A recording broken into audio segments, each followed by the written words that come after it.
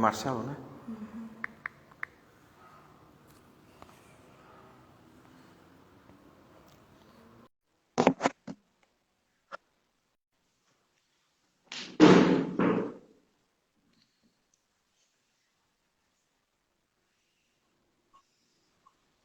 Olha que chique.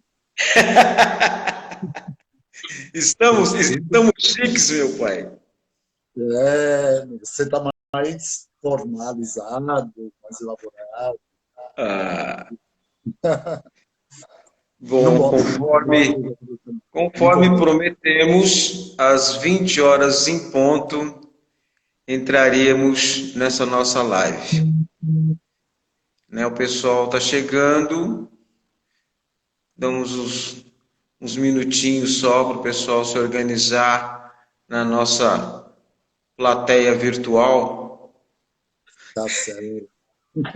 Quem E aí nós diria, né? vamos Eu no mundo começar virtual. o nosso bate-papo, né? Estou aqui do lado, assessorado pela minha filha, a Rafaela está aqui, e ela vai vendo os comentários das pessoas, vai vendo as perguntas, se houverem, as observações também, né? E na medida que forem acontecendo essas perguntas, essas observações, eu também vou passando alguma pergunta para o senhor, de alguém que esteja nos escutando e queira participar, o que é muito interessante, né? Tá. A gente vai, só mais um minutinho, o pessoal está chegando, já está com um númerozinho expressivo aí de pessoas, né? Já estamos aí com uns 16, 17 pessoas já conosco. Bom, Isso é bem, muito, isso é muito legal, isso é muito bacana, porque as pessoas estão querendo dar uma atenção à nossa religião, como é que está acontecendo isso tudo, enfim, né? Mas agora já deu 20 horas, então vamos começar a nossa live. E hoje eu, na qualidade de entrevistador de Pai Marcelo de Odé, eu que já tenho uma relação com esse senhor de 30 anos, eu tenho que fazer as apresentações. Primeira apresentação e a mais séria de todas, o culpado de eu existir como babalorixá, de eu ter sido iniciado, é deste senhor. opa, Pai peso, hein? Odé, Responsabilidade, hein? Pai Odé, Pai Marcelo de Odé foi quem me iniciou neste axé, foi que eu nasci. E agradeço até hoje por isso. Pai Odé, professor, Pai Marcelo de Odé é uma pessoa que sempre estuda, pesquisa, procura se aprofundar grandemente nas coisas do axé, né? Trazendo conhecimento e distribuindo esse conhecimento entre os seus, porque, como ele sempre disse, não se vai levar nada para o caixão, não se vai levar nada para o túmulo, conhecimento é feito para ser distribuído. Isso é uma das maiores qualidades que eu conheço em Pai Odé. Ele não tem essa coisa de vou guardar para mim e assim eu estou sempre por cima de todos, né, como o grande sábio e vocês não sabem nada. Não, muito pelo contrário. Ele sempre foi, até como professor, né, porque isso faz parte da característica dele, de ensinar, de passar o conhecimento. Isso eu acho que para um sacerdote é um valor inestimável, uma grandeza inestimável, muito grande. Mas vamos lá à nossa live. E a proposta dessa live hoje, como eu conversei com o pai Marcelo anteriormente, era nós fazermos aqui um intercurso de como é essa questão candomblé, Brasil, Europa. Não é? Essa diferença de cultura brasileira, a cultura europeia, o que traz essas pessoas a conhecerem o candomblé, o que as envolve nisso tudo? Então, o que acontece? Lá atrás, Pai Odé, movido por alguns problemas, se dirigiu uma primeira vez à Itália. Certo, meu pai? Exatamente. Muito, muito bem. Ele foi lá, resolveu isso tudo, retornou. Problema resolvido, tudo certo. E aí, Pai Odé, Pai Marcelo volta para a Itália. E aí, eu pergunto ao senhor, né, e já passando a palavra, a sua apresentação e a tudo mais, né, o que o fez voltar à Itália, meu pai? Como é que foi isso? Bom, vamos lá. Em primeiro lugar, meu boa noite a todos. Né? Espero que a bênção de todos, meus mais velhos, mais novos, os iguais, né? E que o Orixá Bobô, pelo do mar, nos abençoe com vida, com saúde. Né? Acima de tudo, esse momento, se a gente tiver vida com saúde, a gente já é rico. Né? Estamos atravessando um momento de dificuldade, mas vamos pedir sempre ao Orixá que esteja com a gente, que nos ampare, que nos cubra e nos proteja. Né? Então, a bênção de todos. Né? Will, é a primeira vez que eu faço uma live, que eu aceitei, né, praticamente o convite de uma live, porque eu achei o motivo, o assunto, né, a ser debatido muito válido. E eu queria registrar aqui uma coisa, deixar aqui uma coisa. O que eu tenho a falar é uma experiência minha. Eu estou contando as minhas experiências. Não estou aqui para julgar ninguém, para falar de ninguém, e nem para ser o dono da verdade. Eu estou aqui só para compartilhar um pouco dessa minha vivência do Candomblé aqui no Brasil e fora. Então, é a primeira coisa que eu gostaria de deixar bem explicadinho aqui. Né? Não quero contradizer, desafiar, né? Contestar ninguém. É só as minhas experiências. E é por esse motivo que eu estou aqui hoje, que eu aceitei participar desse encontro. Tá? Bom,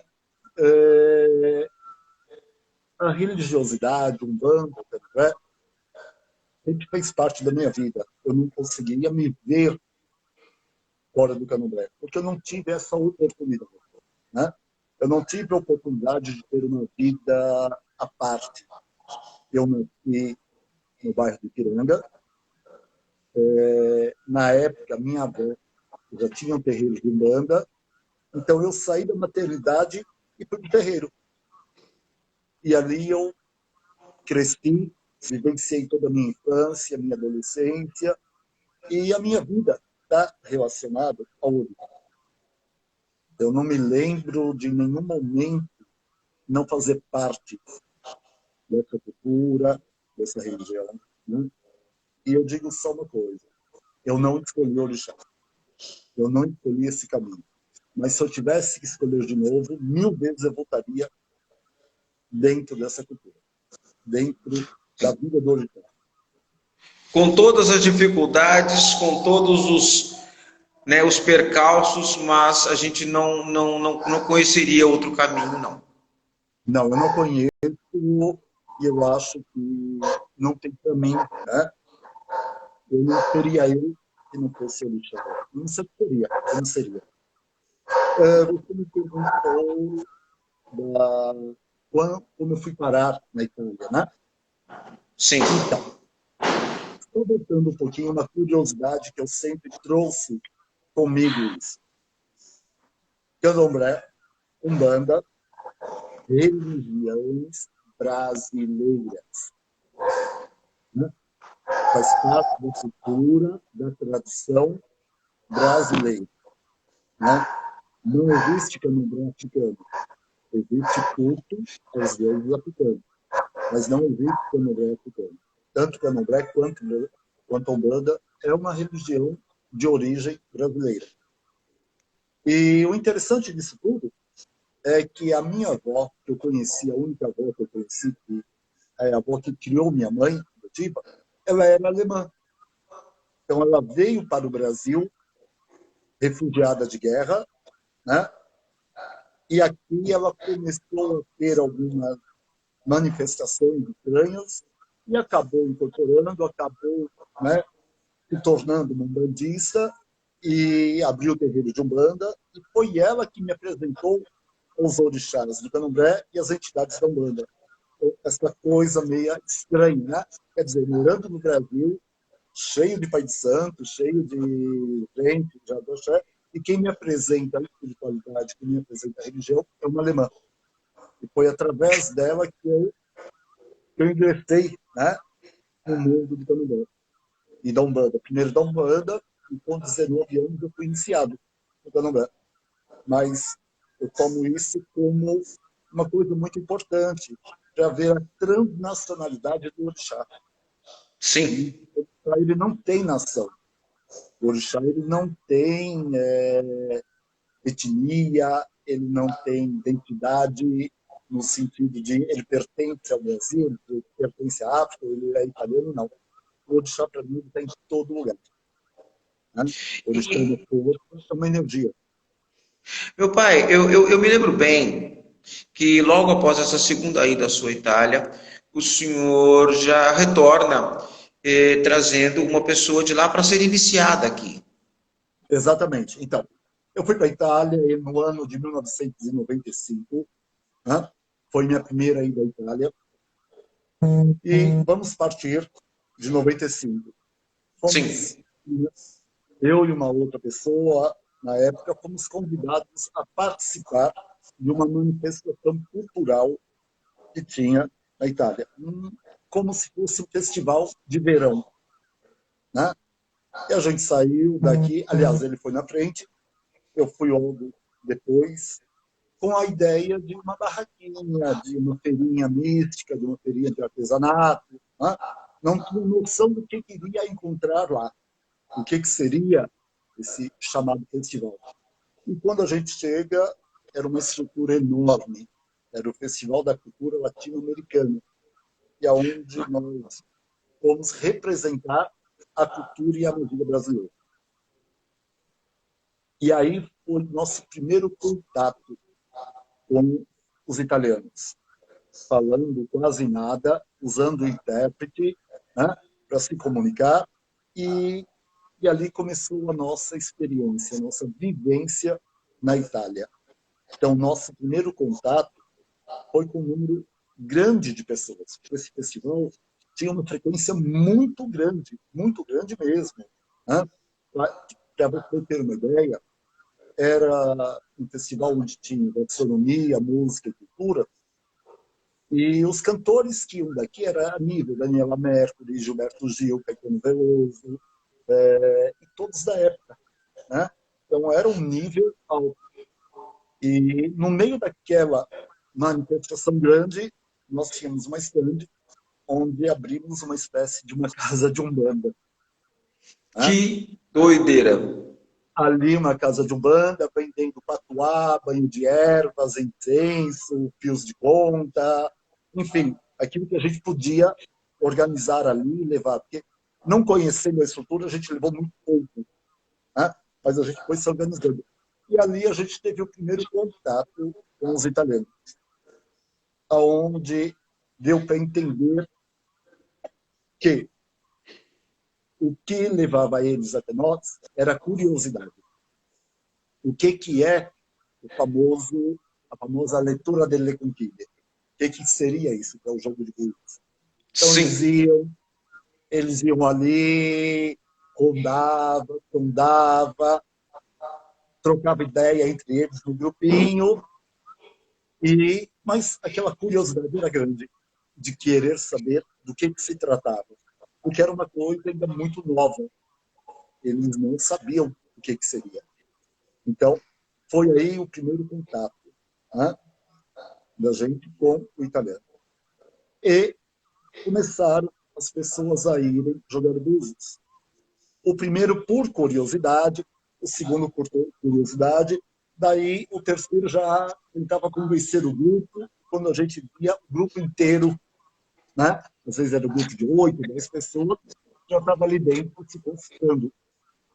E foi assim que eu tive contato, primeiros contatos com o povo de fora, e ali como era um festival de verão, não era só para italiano. Era italiano, francês, suíço, alemão, né? E aí a gente foi tendo contato com as pessoas da Europa. E aí que abriu, vamos dizer, as portas se abriram para a gente através do Festival Latino-Americano. Mas aí eu entro com uma outra pergunta dentro disso, né? Houve esse primeiro contato, não é? Que a gente, como o senhor bem colocou, foi um contato assim mais curioso. O que é isso? Como é que é essa coisa toda? Tá. Aí houve uma segunda etapa que o senhor iniciou uma pessoa, um europeu, um italiano. Peraí, aí já mudou a coisa toda. Aí, através daí já houve uma outra, um outro patamar de informação desta pessoa para os de lá, né? E começou, acredito eu, uma procura, uma curiosidade, mas em outra dimensão, em um outro paralelo de informação dessas pessoas, não é? E aí, como é que ficou a vida de pai Marcelo de Odé, Brasil, Itália, Itália, Brasil? Como é que ficou? Aí é uma coisa um pouco complicada, né? Candomblé, aqui no Brasil, para mim, é sinônimo de resistência. Né? Nós somos guerreiros, estamos aqui. Praticar o candomblé aqui no Brasil é sinônimo de combate, de luta, de resistência. Né? Então, se aqui a gente já tem que combater e ser resistente, sendo o candomblé parte da nossa cultura, né, que faz parte da nossa sociedade, da nossa história, imagina o candomblé num país totalmente alheio, aonde não faz parte da cultura, onde as pessoas não entendem, não sabem. Então, eu digo que levar o candomblé para a Itália é um ato importante, herói. Não falo de mim, eu falo de todos aqueles que estão lá, levando a bandeira do Orixá, levando a bandeira da Umbanda, né, do candomblé, porque não é fácil. Então, essa primeiro contato do europeu com o candomblé é uma coisa extremamente primeiro, vem por curiosidade, eles vão ali atrás de uma curiosidade, daí depois da curiosidade eles vão tentar algo que possa solucionar a necessidade dele, para depois vir o amor e a fé. Né? E então, na Itália, ninguém faz por amor. Na Europa, ninguém faz tanto por amor. Um aspecto interessantíssimo agora, um aspecto, vou pegar esse gancho agora. Falando do candomblé na questão Brasil, né? Porque o candomblé é nosso, a Umbanda é nossa. Né? São duas religiões que nós podemos dizer que elas são genuinamente brasileiras. Sim, sim. Não é? Assim como a santeria em Cuba é uma coisa de lá. Né? Então é o seguinte, aí, aqui no Brasil, infelizmente, sendo uma religião nacional, nós temos um preconceito incrível. Né? As pessoas que resolvem adotar essa fé, essa religiosidade, já sabem que vão sofrer algumas restrições, vão sofrer algumas formas de preconceito, enfim. Lá na Europa, lá na Itália, vamos dizer, o senhor saiu, né, caracterizado de sacerdote dentro da sua religião, dentro da sua fé. Como é essa aceitação do povo lá, da sociedade como um todo? Um fator interessante. Né? Eles reagem com curiosidade, mas com respeito. Maravilhoso. Eles Maravilhoso. É curioso, eles acham estranho, eles procuram se aproximar, procuram perguntar, entender o que é, com respeito. Ao contrário daqui, né?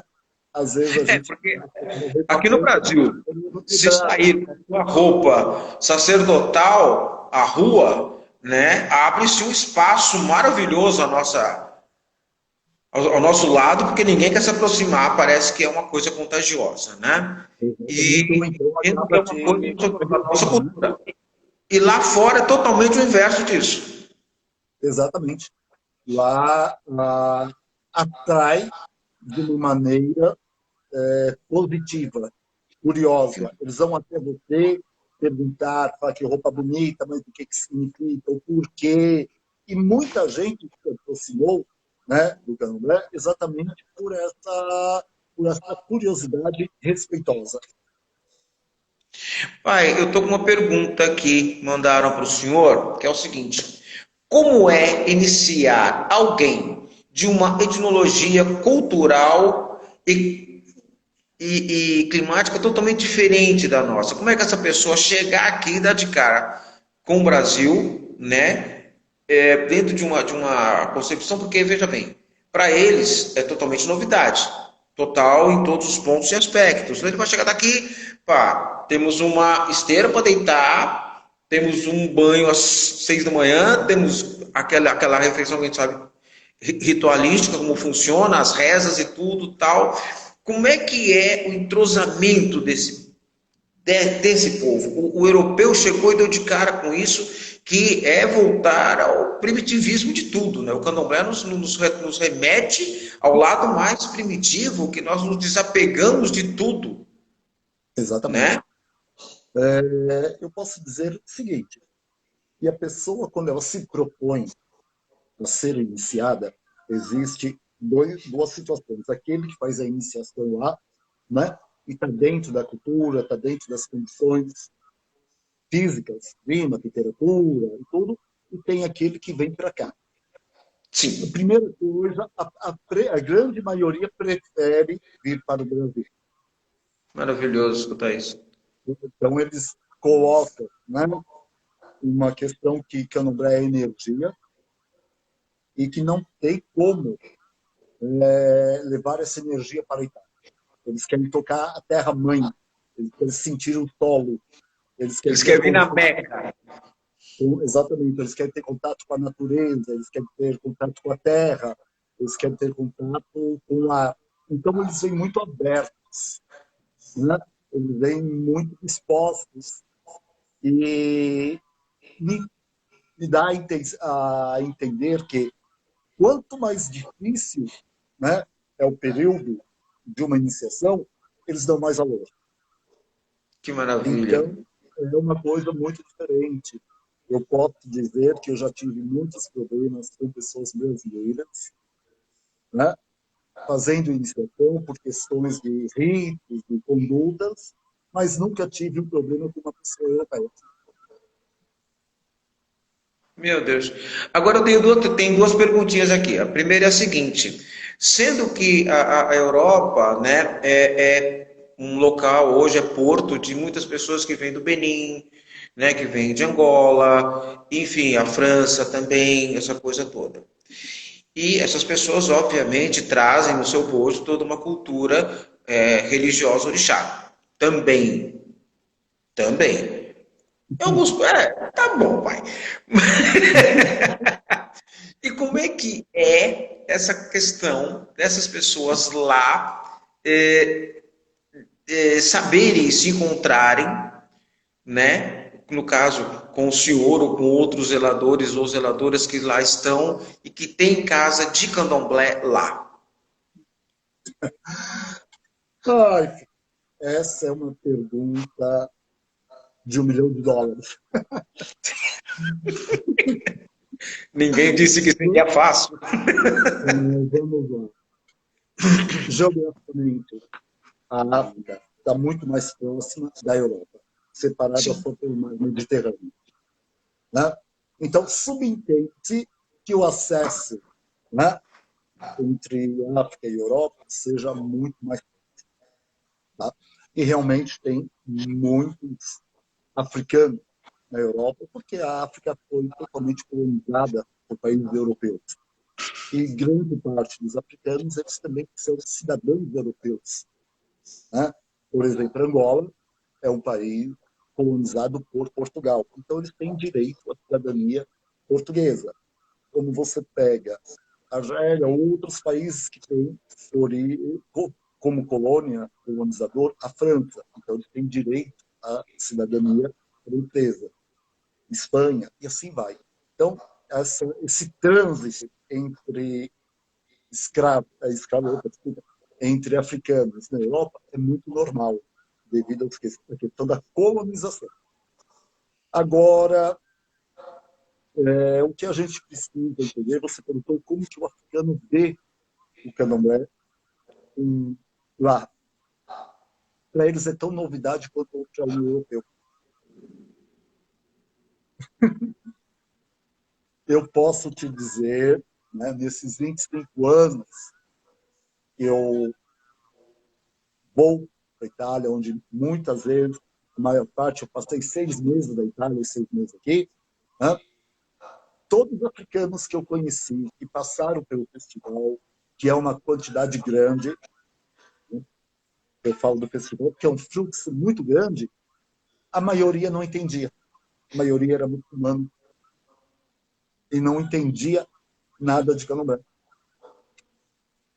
Não sabia nem mal haviam escutado falar devido ao domínio, né, da imposição do islamismo na África, do catolicismo, e para o africano ser de candomblé ou cultuar o orixá era uma coisa ligada à bruxaria, e ainda continua sendo isso. E eles são marginalizados na África. Aqueles cultuadores de Ifá, Oromilá e de Orixá eram marginalizados. Então, se eles conheciam, eles se calavam por medo, né? Ou realmente não tinham contato. Meu Deus, que essa novidade foi realmente de cair o queixo, porque é um paralelo tão grande com o Brasil, de certa forma, porque aqui no Brasil, que o candomblé, a umbanda, são religiões totalmente nacionais e sofrem o preconceito, é marginalizada, de certa forma. Chega lá na África, que é o berço do negócio, quem é religioso dentro da cultura Leste Orixá é marginalizado. Exatamente. E o europeu que não tem nada a ver com o negócio, tem a curiosidade, tem o respeito e quer conhecer. Exatamente. O africano ele Gente, chega a ter medo. Ele chega a ter medo, né? Ele não vai se aproxima. entender o ser humano.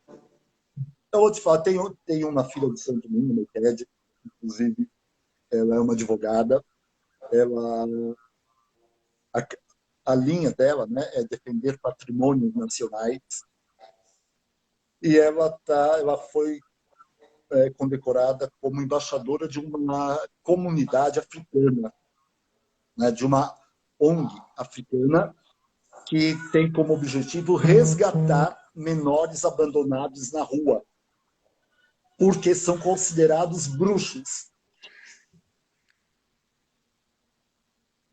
Então, o que aqui, né, se uma criança apresenta algum tipo de manifestação, algum tipo de energia ou alguma coisa, eles são rotulados como bruxos e têm que ser eliminados.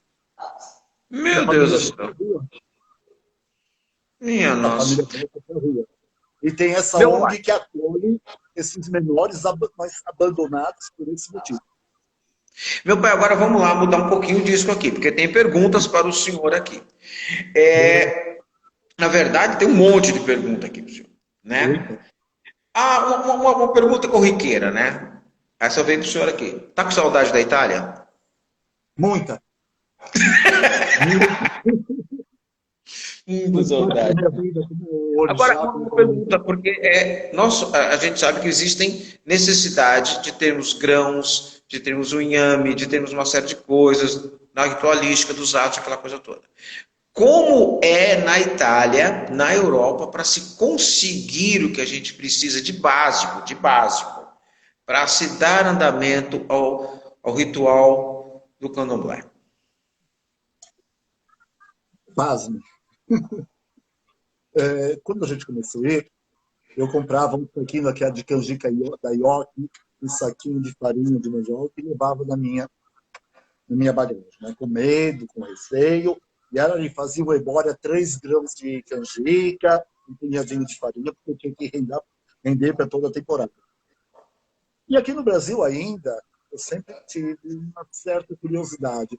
Mas a xoxó, será que o xoxó se come xoxó? Será que realmente quem inventou Ogum também inhame? Ah, se o Moocum que a gente faz, da onde surgiu isso? Né? Então, não tinha internet, não tinha Google, não tinha nada, eu tinha essa dúvida. Bom, bora lá, estou na Itália, fui chamado para atender um cliente em Roma. E depois já de 2 ou 3 anos que eu estava lá levando meu saquinho. Né? Quando eu chego na estação de Roma, eu vejo um monte de postinhas. Parecia 25 de março. Né? Mercadão de Madureira.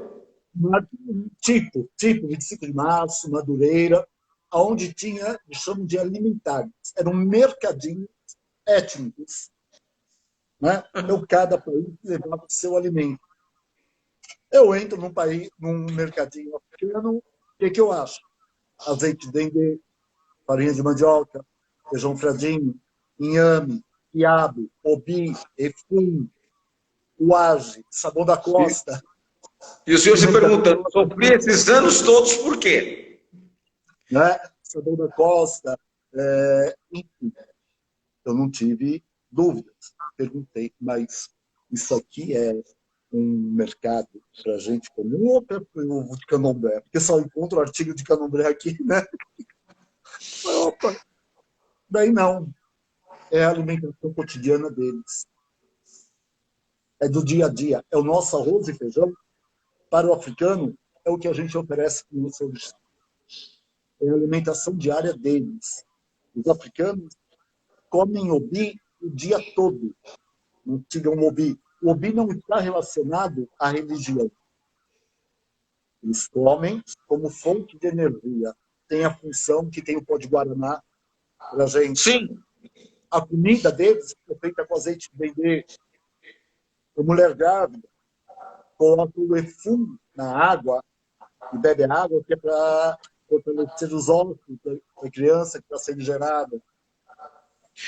Até porque na pedra de Efum é um certo tipo de cálcio também, né? Então, você já viu?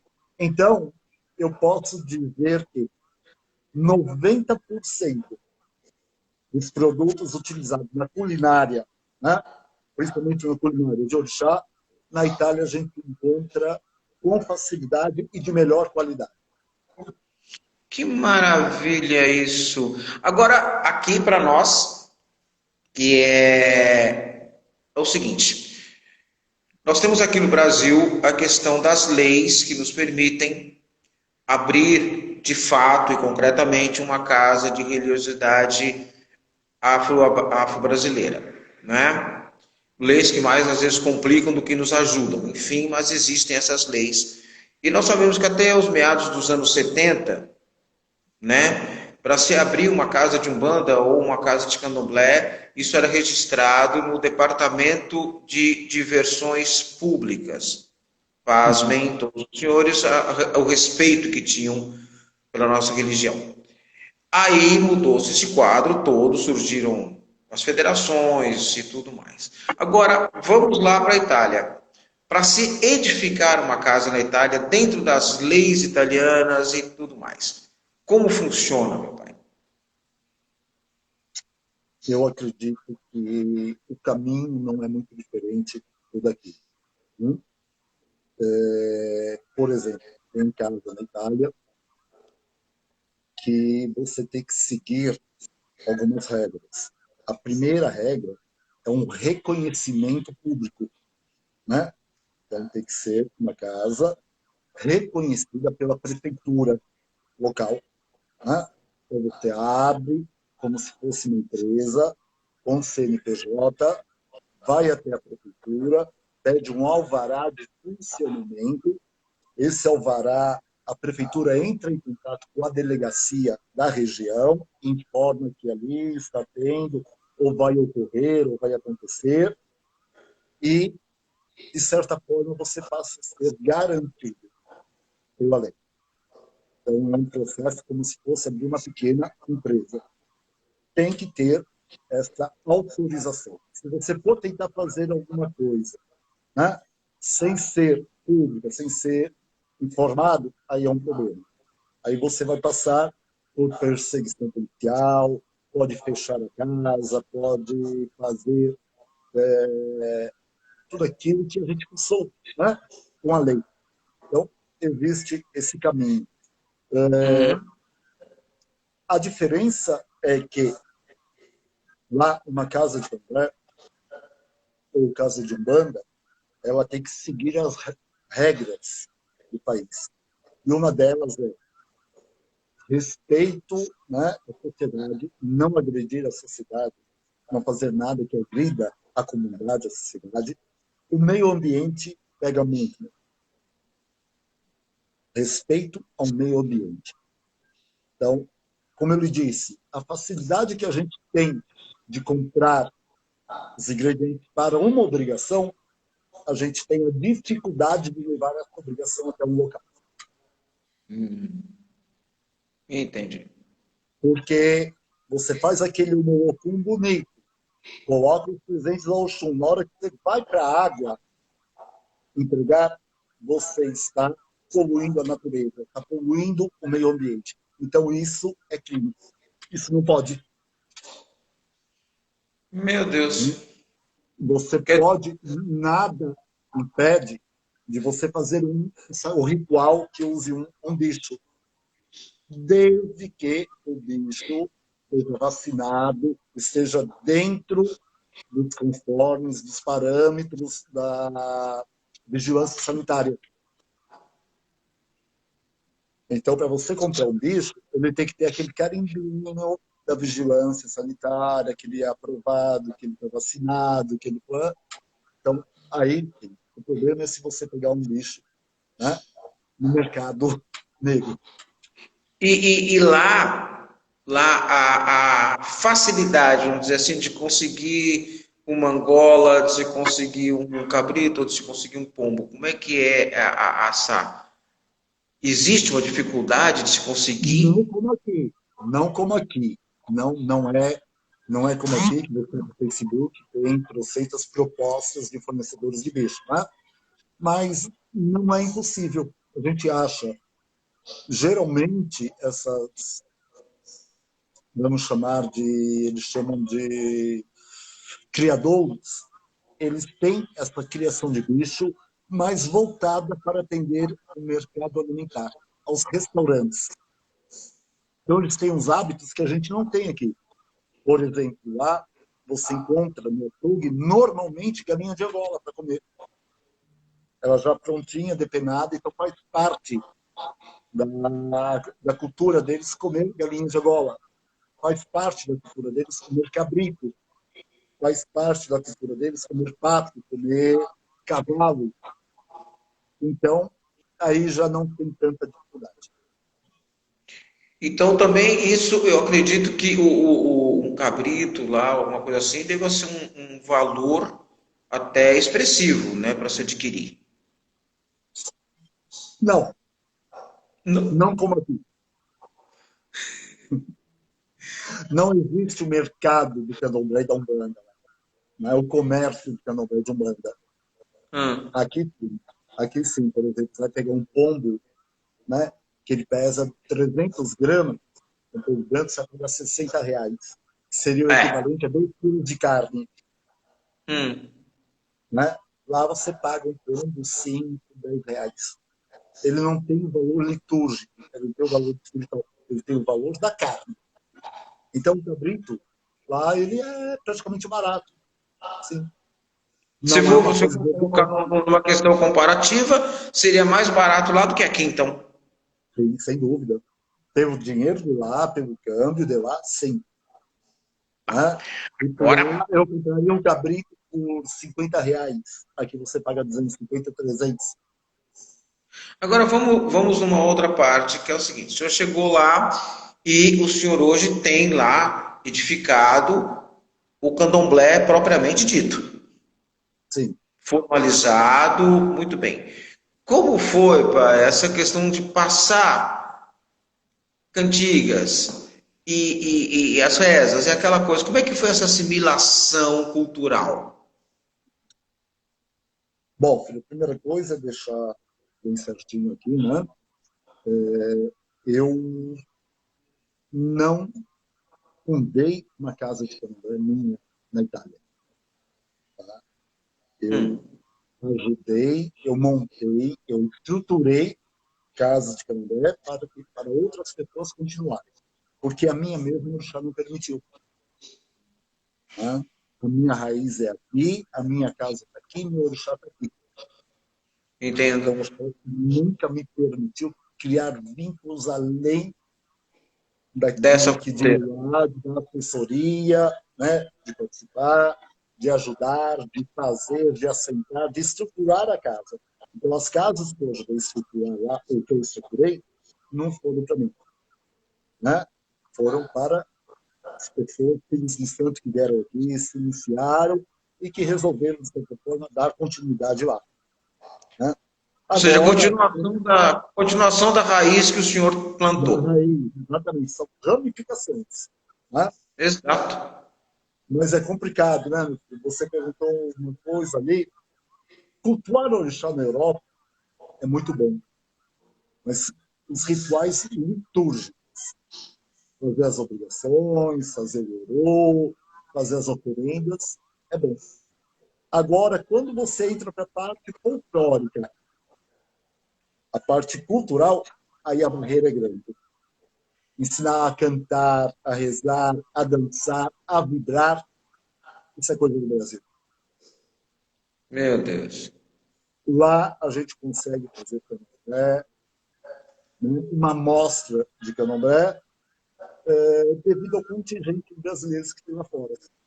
Então você faz uma festa, faz alguma coisa, conta com, chama um brasileiro que você conhece, um outro que é iniciado, outro, aí a gente consegue fazer um xirê, a gente consegue fazer um ataque, a gente consegue tentar. Agora, se dependesse do europeu mesmo, fica difícil, porque não está na cultura deles, não tem a ginga, eles não têm aquela coisa do sangue, A né? malemolência brasileira. Exatamente. Então, todas as casas de candomblé que funcionam fora do Brasil, elas são praticamente movidas pelos brasileiros que fora vivem. Então, E eles dentro desse entendem da aspecto, realidade quando o senhor chega deles na aqui. Itália, dentro desse aspecto, quando o senhor chega na Itália, o senhor encontrou muitos brasileiros lá carentes nessa questão da religião? Uhum. Olha, o brasileiro que vive fora, ele é carente por natureza. Né? Ele é carente desse calor, dessa energia, dessa espiritualidade, da, das coisas do Brasil, então já se torna carente. Então, hoje, nem tanto. Graças ao advento da internet, você pode falar, pode ver, pode comunicar. Mas quando eu fui, não tinha nem celular, não tinha internet. Então, eles viviam num mundo totalmente à parte, totalmente distante. Então, tudo que era Brasil para eles chamava atenção, inclusive a parte religiosa. Muito, muito, muito. Então, muito brasileiro ia à procura. Muito brasileiro ia à procura de uma palavra, de um conforto, de um abraço, de uma consulta.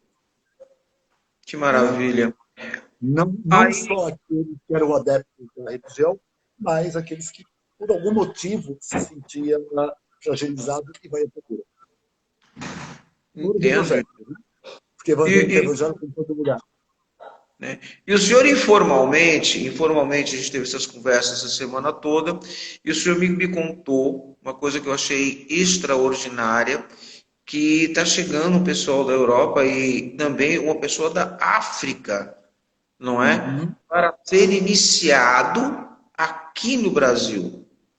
E isso para mim foi assim, foi a cereja do bolo, porque o cara tá lá na África, ele tem, pelo menos entende-se, né, que ele tem todo o aparato ali em torno dele para, ele vem para cá para beber na fonte daqui. Eu achei isso de uma grandeza e de uma beleza tão grande. E eu queria perguntar para o senhor como é que foi esse contato, como é que aconteceu, porque eu acho que deve ser uma história muito bonita. Filho, voltando à questão candomblé brasileiro, né? Candomblé daqui. Quando começou a colonização, e começou a escravidão, eu vi num texto, não me lembro direito a autoria de quem, né? Onde diz que os orixás acompanharam os negros na travessia do oceano, Sim. né? Então, que os orixás vieram junto com os negros, abandonaram a África e se alojaram, se estabeleceram aqui no Brasil. E, logo, na sequência, em Cuba, né? Então, a gente tem essa ideia de que o culto do orixá ele veio para cá. Nesse período, a África passa por um domínio europeu e a imposição do catolicismo e depois do islamismo. Então, o culto ao orixá foi praticamente extinguido na África, né? Eu li há um tempo atrás, eu tenho péssima memória de nomes, que diz o seguinte, que o brasileiro, né, estava indo na África, estava reacendendo a cultura e a tradição africana e urubá. Seria o chamado de renascimento das religiões antigas, então, devido ao interesse de brasileiros. Então, essa grande leva de pessoas que saem daqui, que vão à procura, né, dos templos africanos, dos cultos tradicionais, acendeu de novo a chama do culto ao orixá na África. Então, Graças a Deus. o que eu digo, o candomblé, ele foi apresentado ao velho mundo, né, ao continente europeu, basicamente pelo brasileiro ou pelo cubano, né? Então, o candomblé, o que eles entendem de orixá, o que eles ouviram falar de Iemanjá, de Oxum, de Caboclo, de Tucumbe, de Pombogira, de Exu, que é uma coisa que encanta muito eles, foi levado por brasileiro ou por cubano, não pelo africano. E o candomblé, né, para aqueles africanos que moram na Europa, é tão novidade para eles quanto é uma novidade para o europeu. Rapaz. Né? Então, é tão novo essa ideia de candomblé africano, nós temos aqui. Mas eles associam o candomblé como uma coisa brasileira e realmente foi apresentado por brasileiros. Devido a essa grande circulação, né, de italianos no Brasil, brasileiros na África, italianos na Alemanha, e vice-versa, e espanhóis em Cuba, Cuba em Espanha. Então, quem levou o nome do orixá, quem mantém vivo, né, o candomblé e quem está divulgando, ou é brasileiro ou é cubano. Aí, Inclusive para pegando africanos. mais um ganchinho, que o senhor também me disse anteriormente que há um tempo atrás o senhor esteve em Cuba, Sim, sim. né? E o senhor participou de todo um festival de santeria, aquela coisa toda, né? E que seria para eles o nosso candomblé, guardando as devidas proporções, enfim. E aí eu pergunto, primeiro, quais as semelhanças que o senhor encontrou, né, entre o nosso candomblé e a santeria, visto que nós estamos falando de orixá na mesma, em vertentes diferentes, mas no mesmo propósito. E quais as diferenças que o senhor sentiu também nisso? Bom, a gente está falando de um outro culto. Santeria é um Total. culto totalmente diferente. Né? Eles praticam do jeito deles. A dificuldade para obter materiais para ele é enorme. Então, por exemplo, já parte, né, de uma diferença. Aqui, para você cultuar o orixá, o primeiro elemento que a gente usa é o obi, né? Que o obi é que estabelece comunicação com os orixás. Eles não têm acesso ao obi, eles usam coco. Aqui, todo orixá, ele leva dendê, quase todo, com exceção de alguns. Eles não têm acesso a dendê, né? Então, isso já torna uma religião diferente. Se eles vão fazer oferendas aos orixás, é a base de frutas, doces e bolo. Se alimenta ali, a mesa de orixá é essa. Frutas, doces e bolo. Não tem casa de candomblé ou templo religioso em Cuba. Tem um templo ou outro que é tido como um templo de visitação, mas não tem uma casa, uma estrutura, né, de orixá. Eles têm os babalaôs, ele te inicia, você depois de um mês de iniciado, pega o teu assentamento, leva para a tua casa, coloca na cristaleira, na prateleira, e lá você cultua o teu orixá. Feito um ano de orixá, daí você vai desmontar a tua sala, né? Pega os tambores e lá lova o orixá do jeito deles e do jeito que eles estão.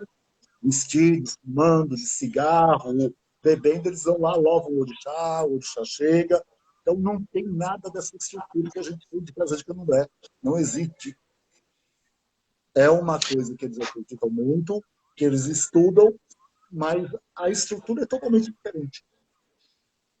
Quer dizer, fazendo um comparativo, essa parte dogmática, religiosa, estabelecida aqui no Brasil, já não tem lá, Não, não. né?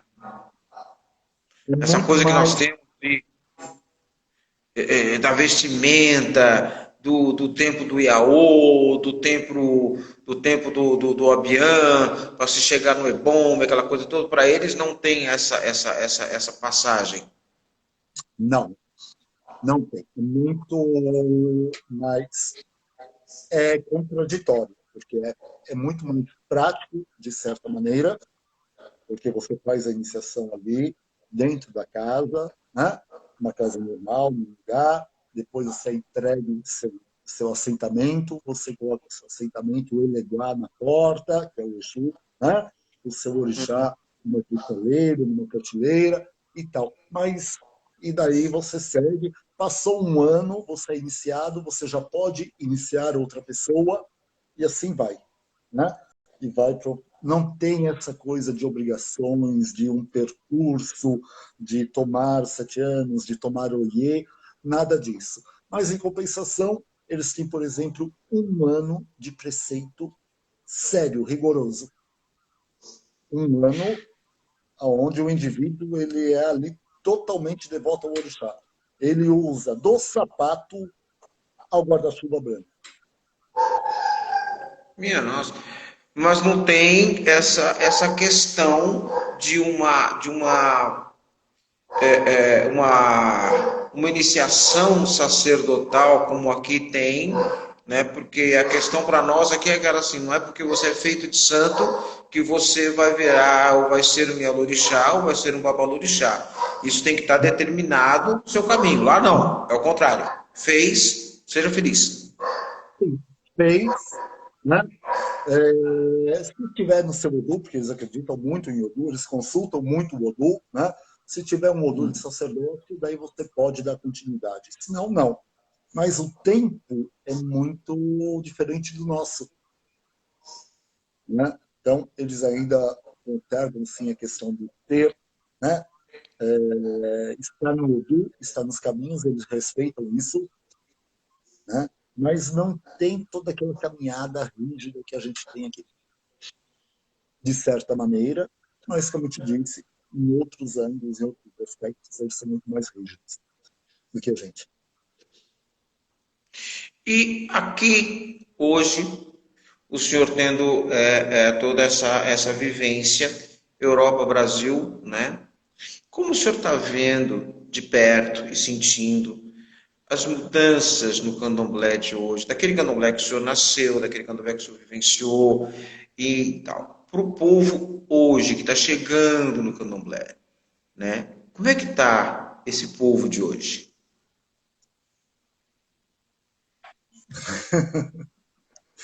Essa é uma pergunta complicada, né? Bastante. Eu acredito que nós somos seres mutáveis, né? Nós somos uma contínua mutação. Estamos sempre mudando. Mudar conceitos, rever conceitos, aprimorar, né? Isso significa evoluir, tá? Então, a gente precisa evoluir, mas a gente não pode esquecer que Candomblé é tradição. Né? Candomblé é tradição. Nossa religião, ela é tradicional, iniciática e tradicional, manter os cultos aos nossos ancestrais. Então não é tudo que a gente pode mudar. Não é tudo que a gente pode fazer do nosso jeito. Não é tudo que a gente pode fazer como a gente quer. A questão de você estar criando uma outra religião. Você não está praticando, né, uma religião tradicional. E hoje existe muita inovação. E essas inovações eu não vejo com bons olhos. Hoje, o senhor está aí em Juquitiba, né? Que, aliás, eu gostaria, por favor, para as pessoas que estão, né, aqui conosco, que o senhor dissesse em que local de Juquitiba que está esse lei, por favor, onde está? E Leia Laquetu, a Xadetolá, fica na Estrada Fogolar 2779. É um sítio no bairro Palmeirinha. Né? Geograficamente, ele está mais próximo a São Lourenço, que é bem perto da divisa de São Lourenço, do que Juquitiba. Né? Então, a gente está ali na divisa, Juquitiba-São Lourenço. Se for olhar, né, a divisão geográfica, né, ele pertence a São Lourenço, mas segundo a divisão do centro é Juquitiba.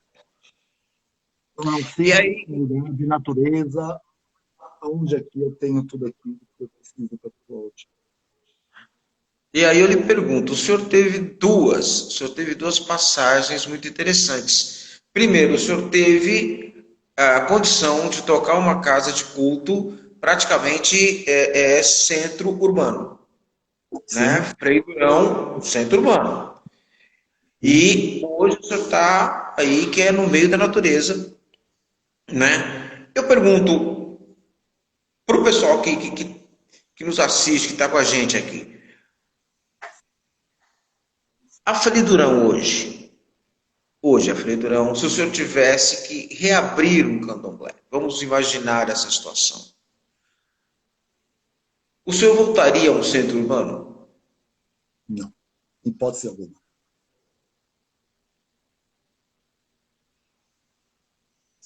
Não. Não voltaria. O senhor acha que realmente é essa a dogmática? O candomblé ele tem que estar na natureza, ele tem que estar ali, naquele local onde realmente a natureza existe, onde flui e emerge as energias que fazem com que o candomblé exista. Sim. Qualidade em todos os sentidos.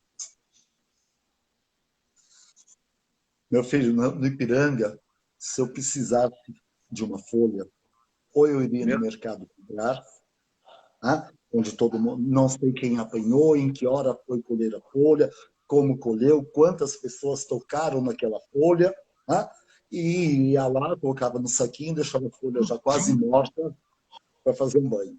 Ou iria numa praça, né, correr o risco de ter criticado, de ser xingado, para colher uma folha cheia de poluição, de urina de cachorro, de resto de drogas e de preservativos. Aqui eu É tenho uma folha, energia bem deturpada, né? né? Aqui a gente tem a folha virgem, a gente tem a água virgem, a nascente. A água nasce debaixo de uma árvore enorme, o olho d'água fica debaixo de uma árvore enorme. Meu A Deus. folha virgem. Aqui eu tiro uma comida do pé de santo, ando 50 metros e deposito numa árvore maravilhosa, frondosa. Eu tiro uma comida do pé de santo, ando mais 10 metros, e deposito na cachoeira, na água limpa, onde não vem ninguém tomar banho, ninguém brincar, e a qualidade de pessoas que vêm para a roça. Quem vem para cá, vem para cultuar o orixá. Vem com amor, já vem com a sua mala, vem com a sua roupinha, sem pressa, sem tempo. Aqui eu tenho internet, mas a internet é reservada. As pessoas em roça não têm acesso à internet. Eu não sei quando, por motivo necessário, mas é uma estratégia. Porque eles estão lá e se desligam do mundo lá fora. Sim. Se desligam. No Ipiranga, não. Eu estava fazendo uma ligação, estava fazendo volta no horário. O relógio vai ter que, porque era metrô, meu metrô vai acabar, o ônibus vai acabar, aí espera um pouquinho que o me mandou mensagem, aí eu tenho que responder, eu tenho que ligar. Né? As pessoas passavam pela casa do Canindé. Passavam ali e ficavam um pouquinho. Aqui as pessoas vêm para a casa de Canindé. Vêm para cultuar a. Então, principalmente por esse motivo. O tipo de frequência, o tipo de pessoa que a casa atrai. E aí, dentro desse gancho interessante, vamos lá, voltando lá para a Europa, lá para a Itália, né? E já estamos chegando no nosso tempinho aqui, né? Daqui a pouco. Mas você vê que o pessoal está chegando ainda aqui com a gente. Muito obrigado a todos. Está muito gostoso realmente o bate-papo. Pai, você está falando das folhas, né? Como é na Europa para se conseguir isso, meu Deus do céu? Porque é uma geografia totalmente diferente. Aí a gente tem que burlar o sistema, né? Burlar o sistema, porque lá realmente a geografia é diferente, o clima é diferente, né? A fauna é diferente e a flora é diferente. Então, as folhas que a gente tem aqui é muito diferente do que se tem lá. Né? Primeiro que lá não tem essa variedade, essa riqueza de folhas. Né? Lá as estações do ano são bem rigorosas. Primavera, verão, terminando o verão, já cai todas as folhas, a árvore fica pelada, não tem vegetação, só vai voltar na primavera do ano que vem. Então, meu filho, a gente tem que rezar a Deus, pedir a Exu, que você vai, leva uma mudinha de folha escondida, daí você põe num vasinho, põe numa estufa e tenta cuidar dela com amor e carinho, para que quando você precise, você tenha uma folha. Porque a gente não pode levar raízes nem folhas, né? Então, por isso que eu vou ter que burlar o sistema.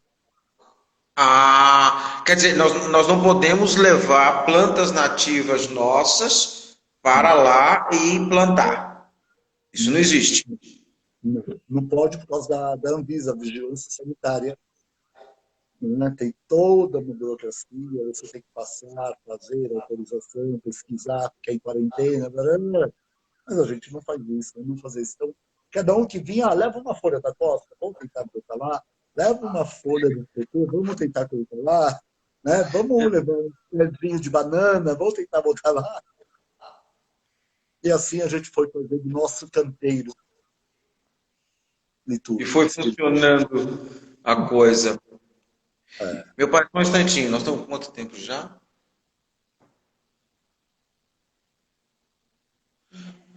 Olha, pai, nós estamos com 1 hora e pouco, né? E estamos aqui fiéis, pelo menos aqui na minha tela, 36 pessoas. Que coisa maravilhosa. E eu pergunto para essas pessoas se alguém tem mais algum questionamento, alguma curiosidade, alguma observação que queira fazer, né, para nós. Ou melhor, para mim não, para o pai Marcelo. Eu só estou perguntando, né? E, meu pai, me conta um pouquinho, por favor, voltando lá atrás, né, da sua chegada no candomblé. O seu primeiro contato. O senhor vinha de uma coisa que foi Umbanda, da sua avó, toda aquela coisa e tal. Aí, de repente, o candomblé surge na sua frente. Como foi essa transição?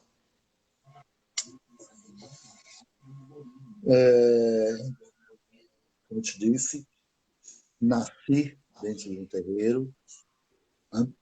Vivi estudava, brincava, dormia dentro do terreiro, né? Ali eu conversava com as estátuas, conversava com o Iemanjá, conversava com o Ogum e com o Xangô, com as estátuas. Eu achava isso, para mim elas tinham vida, respondiam, né?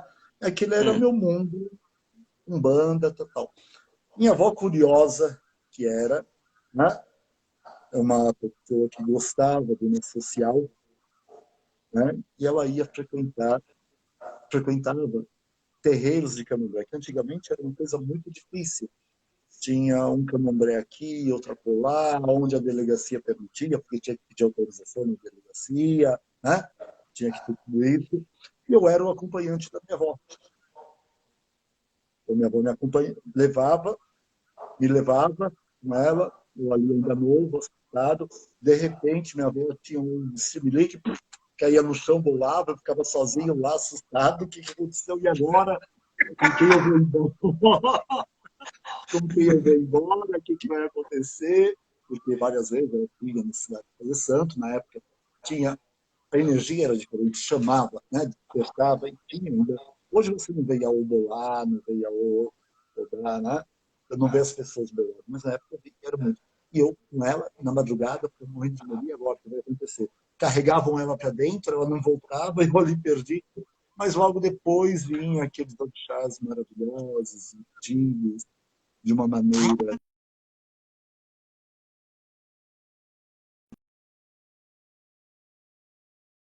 E eu fui hum. me apaixonando.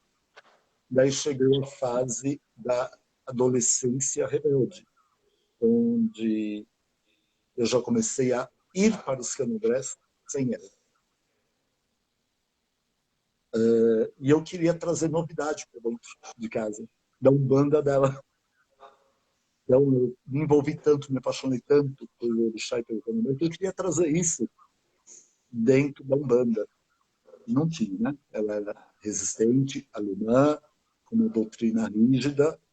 Não tinha lógica, não tinha por que eu cantar algum ajô, onde se cantava, precisava ver algum megê, algum roupimato, né? Ou com Não, Berama. não tinha lógica. Não tinha eu querer cantar para Oxóssi, né? Tocando uma guiré, quando cantava Oi, caçador na beira do caminho, né? Exato. Esse era o tipo. Mas eu queria muito ser iniciado. Eu queria muito ser iniciado. Mas ela me barrou até eu ter 18 anos. Ela disse: não, você não vai, não vai, não vai. E assim foi.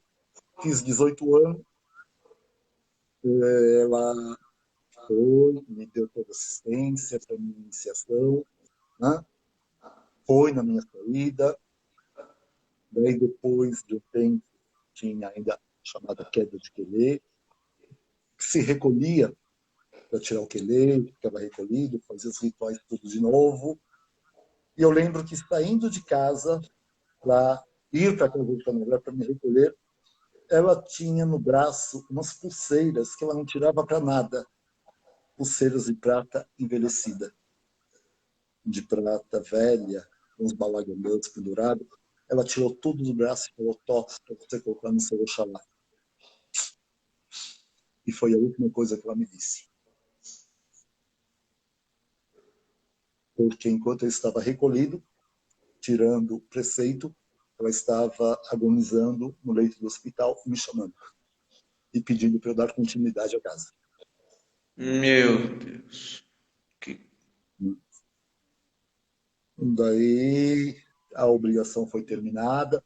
Meu pai, né, na época, foi bastante compreensivo, me liberou e eu saí do quarto de santo e fui para o velório, para o enterro dela. É numas dessas que dá para entender o seu carinho e a sua dedicação ao orixá. Sim, sim.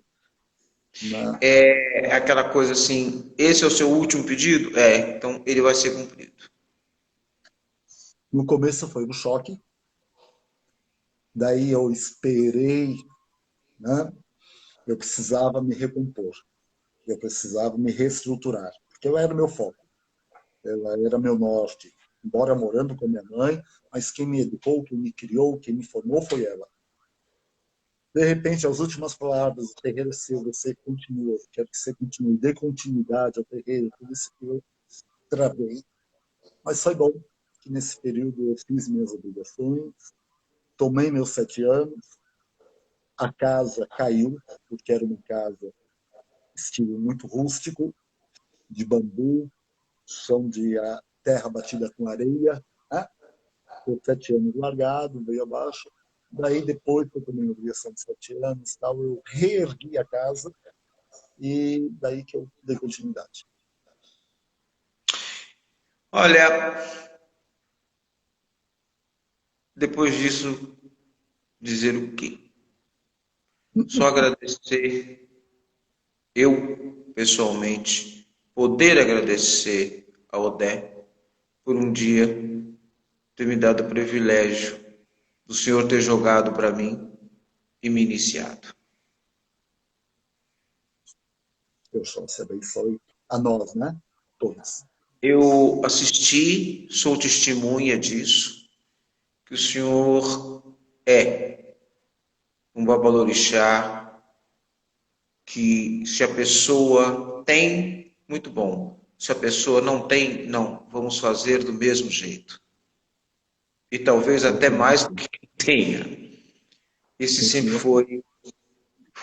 esse sempre foi Pai Marcelo de Odé. Essa lição eu trouxe para mim também. Nunca assisti o Senhor brincando com a fé de ninguém, muito pelo contrário. Então hoje, para mim, foi um privilégio, está sendo um privilégio muito grande poder ter entrevistado o Senhor, que o Senhor pudesse nos dizer, como disse com tanta clareza, essa diferença cultural é ao mesmo tempo tão respeitosa e bonita do europeu para com a nossa religião, para com a nossa fé. E nós, brasileiros, deveríamos ter muito mais respeito, muito mais decência Orgulho e orgulho disso, de porque ser isso brasileiro, né? está aqui, é brasileiro. É brasileiro. Muito valor àquilo que está lá fora e não valorizamos o que temos. E temos uma energia, temos um axé, temos um fundamento muito grande. Né? Como diziam os mais antigos, o fundo da panela é muito grande. Sim, Né? Como o senhor estava dizendo para mim ontem, anteontem, não me recordo, né? Candomblé não é roupa bonita, não é? Candomblé não é luxo.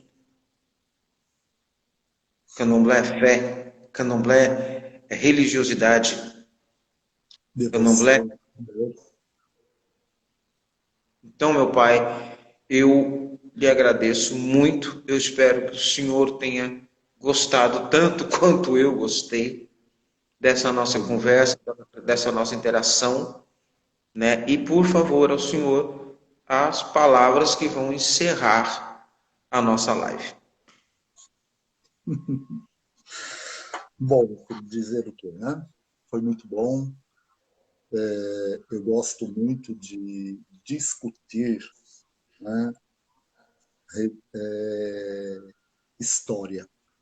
Eu sou ensinante de história, sou professor de história. Eu gosto muito de contar história, né?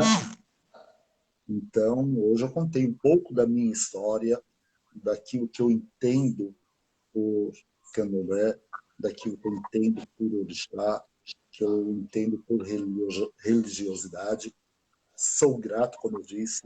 Se eu tivesse opção de escolha em outras ilhas, voltaria a fazer o mesmo que eu faço, né?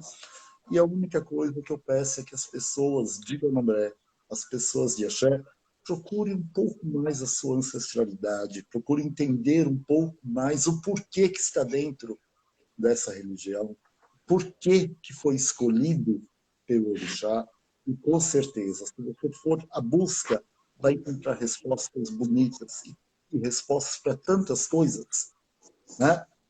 que, que vale a pena. Não se preocupe com a roupa, não se preocupe com o fio de conta, não se preocupe com o vizinho, não se preocupe com o irmão, né? Se preocupe em se conectar com a sua ancestralidade. Né? Isso sim é o mais importante. Seja único na sua casa de fé. Se conecte, tenha suas respostas, porque está tudo dentro de cada um.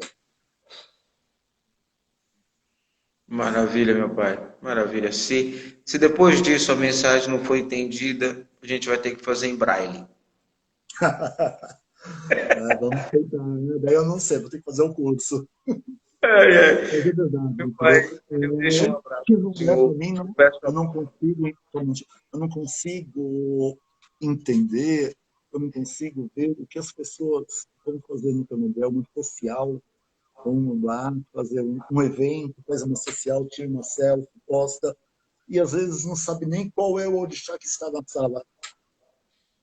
Quer dizer, a casa de Candomblé, o sacerdote, a pessoa que está fazendo a obrigação tem tanto trabalho, tem tanto empenho, tem tanta dedicação, tem tanto esforço para chegar naquele momento e o indivíduo está lá só preocupado em fazer lá uma foto famosinho, ignorando o orixá que está na Eu sala. às vezes entendo, e pegando esse gancho do senhor, às vezes eu entendo que as pessoas não entenderam ainda que o candomblé ele é uma religião. Isso não é uma reunião social. Nós não vamos nos reunir para discutir se o Palmeiras ganhou do Corinthians. Não é isso, gente. Tá? A gente não vai se reunir num candomblé para ver quem veio de Richelieu e quem não. Nós estamos nos reunindo em torno do sagrado. E esse sagrado remonta a 5.000 aninhos. Sim. Espera aí, gente. A nossa religião ela é sacerdotal e iniciática. Presta atenção. Não é oba-oba, não é oba-oba.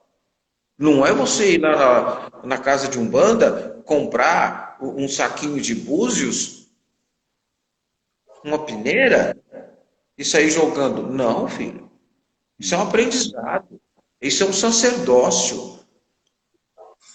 Eu digo muito aqui, né, para os meus filhos, que, ao meu ver, né, minha opinião, Casa de Candomblé é um hospital. É um hospital que cuida do corpo espiritual. Nós temos um hospital que cuida do corpo físico, e a Casa de Candomblé é um hospital que cuida da parte espiritual. E todo mundo, quando vem aqui à Casa de Candomblé, vem por algum motivo, por alguma doença, por alguma enfermidade. Né? E eles têm que entender que a pessoa, quando ela chega, ela tem que ser bem acolhida, tem que ser bem tratada, e a gente tem que procurar dar o nosso melhor. E o melhor remédio para o orixá é o amor, é a dedicação, é o respeito. E aí eu já pego outro gancho, que essa eu trouxe da sua sala de aula, né, que eu nunca vi o senhor, na qualidade de sacerdote, gritar com ninguém, dar baixão público em ninguém. Muito pelo contrário, né? Eu Uma coisa não controlei estava várias vezes. certa, Né? uma coisa não estava do seu agrado, chamava de lado. Eu passei por isso. Eu passei por isso. E dizia, meu filho, vai ali, faz desse jeito, que desse jeito está errado. Meu filho, eu digo que cada momento. Né? Por isso que eu digo, repito, eu não voltaria para a cidade. Eu não voltaria para o centro urbano, porque o centro urbano atrai gente de todo tipo. E às vezes eu me deparei com situações de pessoas que não estavam enquadradas naquele momento, não estavam envolvidas ali naquilo, né? Não estava respeitando o sagrado, e às vezes eu tive que dar falar um pouco mais alto, falar um pouco mais grosso. Mas não é muito do meu perfil. Eu não gosto. E quando eu Não, fiz, o senhor às vezes foi mais severo, não com filhos, né? Não com iniciados, mas com pessoas de fora. Com foi, pessoas que não estavam se comportando adequadamente aquele momento religioso, mas não eram da casa, eram pessoas de fora. sim. E com os mais velhos, né? Eu sempre tive um olho mais direcionado ao mais velho, porque eu acho que o mais velho é o exemplo. Então, eu dificilmente cobro de um yaô, de um apenas iniciado. Eu cobro mais dos mais velhos. Porque o yaô, ele se espelha no seu idôneo, no seu mais velho. Então, o mais velho, ele tem que dar o exemplo. Né? Isso sim, eu cobro mais aqui em casa. Yaô é muito difícil yaô levar um puxão de orelha. Mas os ebomes, as pessoas de posto, às vezes fica com a orelha vermelha.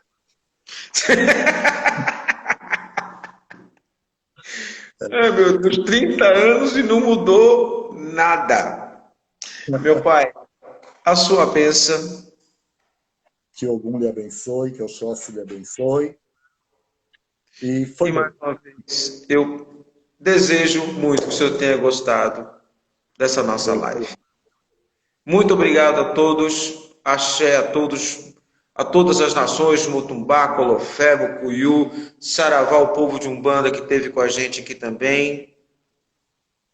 Muito obrigado a todos. Meu pai, mais uma vez, a sua bênção. Que o Orixá lhe abençoe. Bom descanso, boa noite e um beijo no coração de todos. E Axé, vamos meu pai. torcer para que a pandemia acabe logo, para que a gente possa tocar nossos atabaques e comemorar tudo isso. Assim seja. Estamos chegando ao fim da nossa live. Olha que maravilha, com 36 pessoas nos dando atenção. Isso é muito bonito. Obrigado, gente. Obrigado demais. Axé A todos, a todos. que eu te abençoe a todos. Até a próxima, gente. Até a Tchau, tchau. próxima, vai ter. Tchau.